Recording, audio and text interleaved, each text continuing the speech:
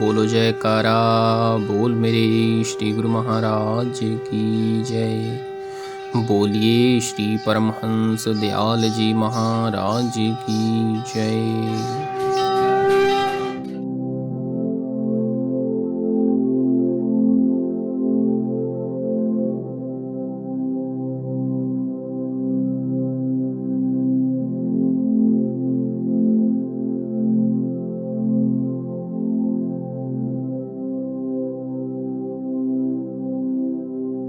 भावार्थ यह है कि महापुरुषों ने दुख का स्वरूप वर्णन करते हुए फरमाया है कि जो प्राप्त नहीं उसे प्राप्त करने का यत्न करना ही दुख का कारण है।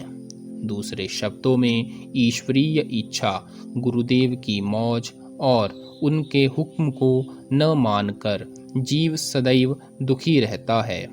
वास्तविकता जो उनकी मौज पर छोड़ देते हैं वे किसी घाटे में नहीं रहते।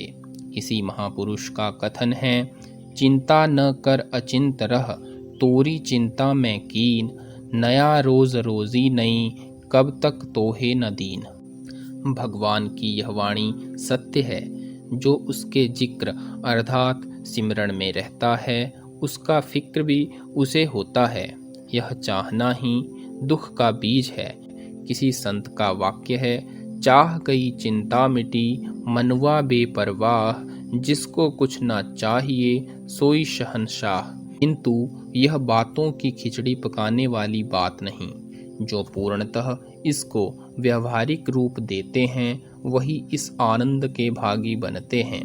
कुछ रोचक बातें भी कही गई हैं। चूंकि हमारी स्थूल दृष्टि है इसीलिए हम स्थूल लाभ को ही सच्चा लाभ मानते हैं।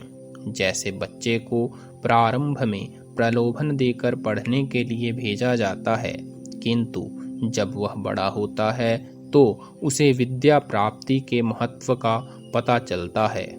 मानव मन प्रलोभन के वशीभूत है। जैसे बंदर पकड़ने वाले तंग मुंह के बर्तन में चने डाल देते हैं और जब बंदर आकर उसमें हाथ डालता है और मुट्ठी भर चने निकालने का प्रयत्न करता है तो बंधन में पड़ जाता है। यदि मुट्ठी खोल दे, चनों को छोड़ दे तो वह आज़ाद ही आज़ाद है। कई महापुरुषों के जीवन चरित्र पढ़ने से यह पता चलता है कि उन्होंने आध्यात्म पथ पर अग्रसर होने से पहले किसी प्रलोभन के कारण इस मार्ग को अपनाया था। बाबा फरीद को बचपन में माँ जब नमाज पढ़ने के लिए कहती तो साथ ही यह प्रलोभन देती, बेटा यदि तुम नमाज पढ़ोगे तो खुदा शक्कर देगा। शेख फरीद इसी प्रलोभन में नमाज पढ़ने लगे और माता चुपके से शक्कर की पुड़िया उनके पास रख देती। कालांतर में बाबा फरीद सिद्ध महापुरुष बने, जिनकी पावन वाणी श्री गुरु ग्रंथ साहिब में भी संग्रहीत है। बाबा फरीद एक स्थान पर फरमाते हैं, कागा एहतन खाइयो, चुन चुन खाइयो मांस, पर दो नैन मत खाइयो, मोहे पिया मिलन की आस। कैसी वेदना और तड़प इस करुण पुकार में छिपी हुई है।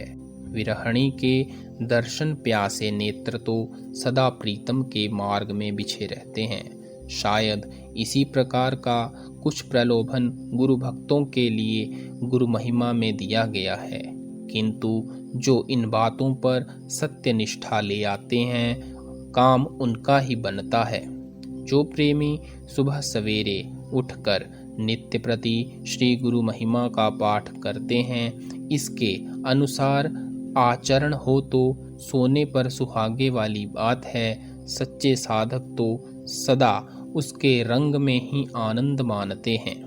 वे तो दुख को भी गले लगाते हैं, क्योंकि दुख ही प्रभु की स्मृति कराता है। सुख में विस्मृति हो जाती है। भगवान श्री कृष्ण गीता में अर्जुन से कहते हैं,